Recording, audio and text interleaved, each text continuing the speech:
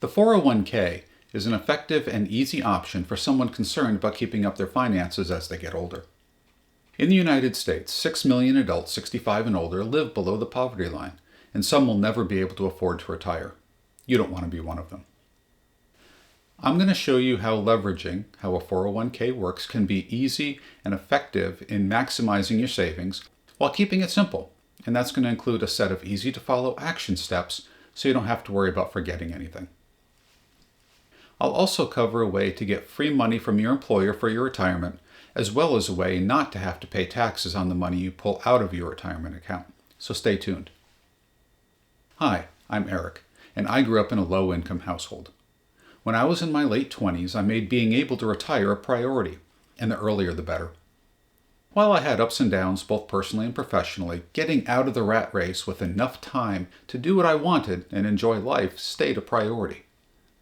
I was able to pull the trigger at 54, and I want to be able to pass on knowledge to others.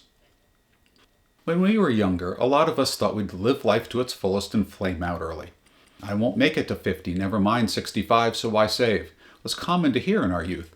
But the world is full of 70-year-olds who said the same thing when they were young. And those people are now wishing that they'd been thinking ahead a little bit more. Financial freedom is where you're free of the anxiety around money and can do what makes you feel fulfilled. Everyone's vision is different. It's less about what other people think and more about what you want to do. Some people want to be outdoors with days filled with hiking, fishing, and gardening. Others want to have their days filled with the arts or building things in a shop. Others want to give back to society, and then there are the overachievers among us who will do it all. They're all different, but they're a goal to shoot for, an anchor, a why for when you're wondering why you're doing this.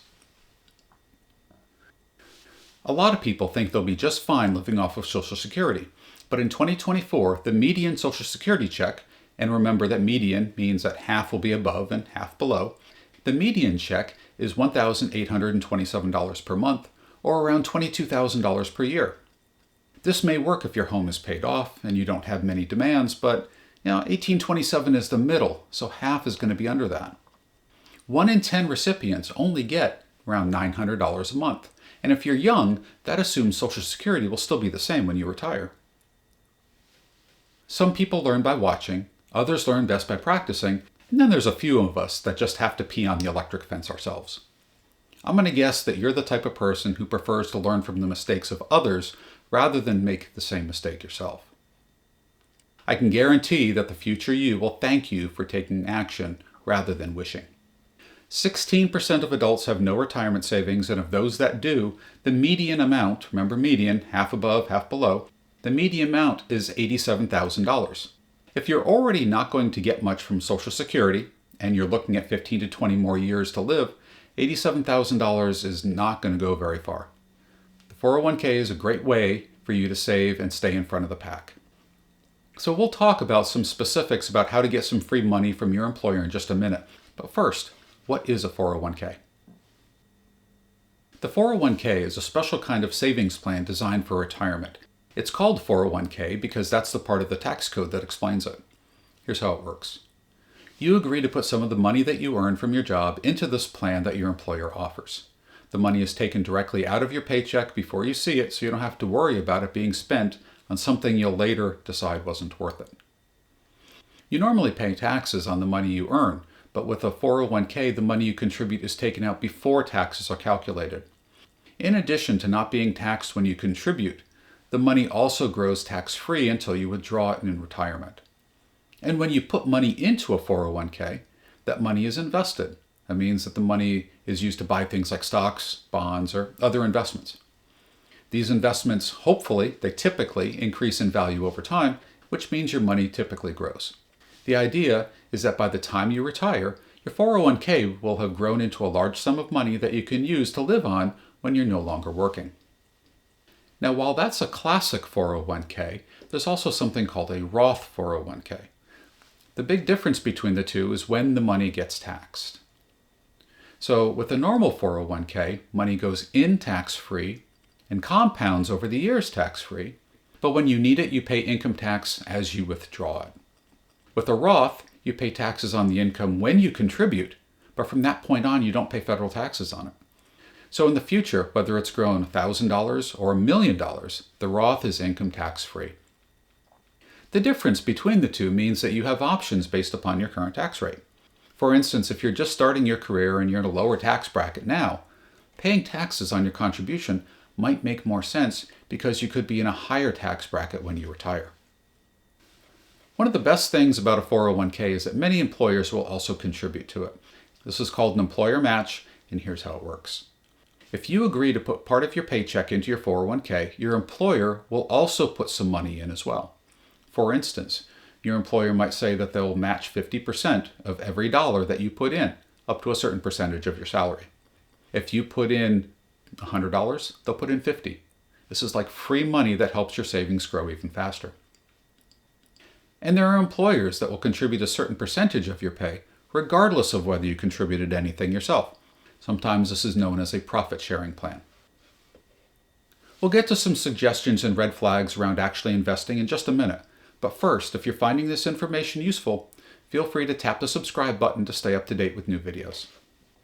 There are limits on how much money you can put into your 401k each year. For example, in 2024, the maximum amount you can contribute if you're under 50 is $23,000. If you're 50 or older, you can contribute an additional $7,500. This is called a catch-up contribution, bringing the total to $30,500. These limits can increase from year to year. One of the most important things to understand about saving for retirement is that starting early has a huge advantage. The earlier you start putting money into your 401k, the more time your money has to grow. This is because of compound interest. Compound interest means that you earn interest not just on the money you contribute, but also on the interest that money earns over time. The longer your money has to grow, the more compound interest can help your savings increase. This chart shows the growth that occurs if you start with $1, a single dollar, and contribute $100 per month and assume that the stock market gets returns that are typical over the last 50 years. No funny business here. If you have the patience, you'll see that over 35 years, you contribute $42,000. But because of compound interest, your account is worth close to $400,000. Even at the halfway point of 17 years, the account seems like it's growing slow. But it's just been building up steam. It's kind of like growing a tree. If you give it time to grow, you'll be very happy. You just have to have patience. So free matching, money that isn't taxed, what's the catch? Well, these regulations were set up to encourage people to save for retirement. So as you might guess, there are some limits in how you're able to access them. The basic age to access your money without penalty is 59.5. That means that you have free access to withdraw it for any purpose. Typically, if you pull money out early, you pay a 10% penalty as well as any income taxes owed for withdrawal from a standard 401k. But there are ways you can withdraw it early if you need to. For instance, many employers allow hardship withdrawals. Let's say you're about to get evicted or you've just experienced sudden medical bills. There are also ways to retire a few years early, say in your mid-50s, and access the money without penalty, just as if you were 59.5. In addition to hardship withdrawals, some plans allow for you to take out a loan from your 401k. There are limits, and the part that you temporarily pull out doesn't grow from investments because you've directed it elsewhere. There is a way for you to loan money to yourself with the 401k. Oh, and you benefit from the interest. You basically pay interest to yourself. If you change jobs, you don't lose the money in your 401k. There are a few options for what you can do with it. The first is leave it where it is. Some employers allow you to leave it in their plan. You need to check because not every employer allows this, and if you've left the job, you won't be able to continue to contribute. You can also roll it over. You can move the money into your new employer's 401k plan if they have one, or you can roll it over into something called an IRA, an individual retirement account. If you're 59.5 or older, again, the retirement age for a 401k, you can start taking money out of your 401k. You can use this money to pay for living expenses, healthcare, travel, really anything else that you might need. Remember, with a regular 401k, you have to pay taxes on the money when you withdraw it. With a Roth, you won't have to pay taxes. Note that it's important to plan how you're going to withdraw money from your 401k so that you don't run out.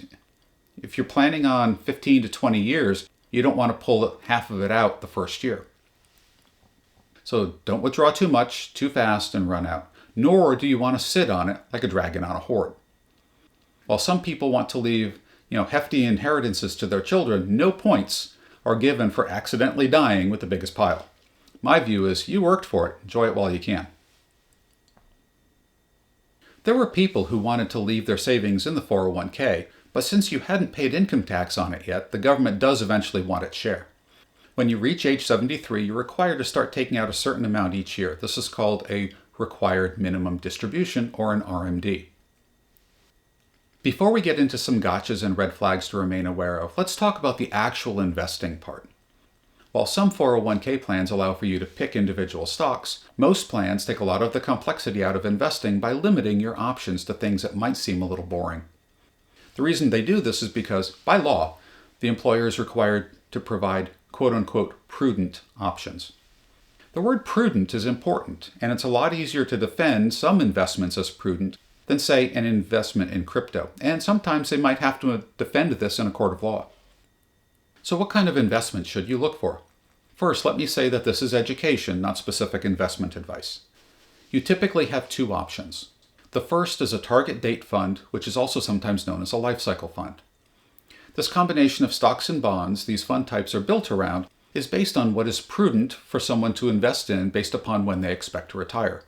That default typically being the mid to late 60s, 65 to 70. A target date fund that is closer in the future, say 2030, will have a larger bond percentage than a target date fund for 2060. That way, it reduces volatility. Your second option is to directly invest in a broad market fund that your employer offers.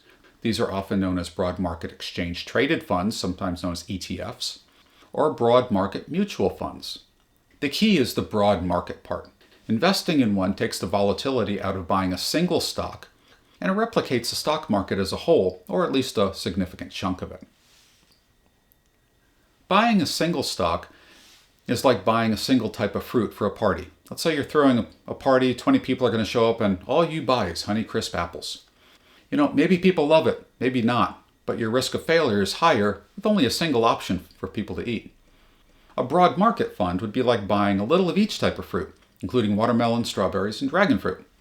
A target date fund would be like getting the fruit basket, adding some cheese, crackers, salami, just making it broader.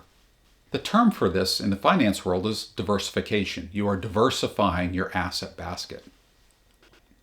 Personally, I like broad market funds that replicate the 500 largest U.S. companies, the S&P 500 for instance, for people under 40, and target date funds for people over 40. If your 401k plan doesn't offer what you want, talk with HR. Sometimes these plans are set up by the person who missed the meeting and couldn't say no. I think we've all been there. We've all had one of those meetings where you get tasked with something simply because you couldn't say no. And a prudent option only takes employee interest. I would absolutely make the request if my employer didn't offer a target date fund or a broad market fund. Now, the actual action steps for a 401k are pretty easy. First, ensure your employer registers you. This is typically done during new hire onboarding. Some employers auto-enroll, but most currently don't. The second step, ensure you set a deduction from your pay into the 401k. While a percentage is better for most people, if you're contributing the max, you may want to do a dollar amount.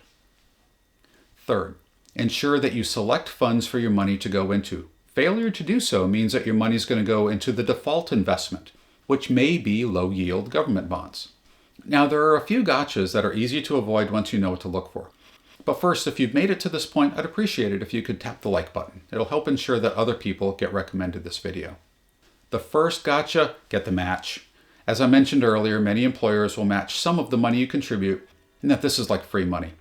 One gotcha is not taking full advantage of this. If your employer will match up to you contributing 6%, why would you stop at 2%? That's like leaving money on the table. The second gotcha, check the investment. The default investment in a 401k tends to be either purely government bonds or a target date fund based upon your age. Double check early that you're happy with where your money is going. The third gotcha, avoid fees as much as you can.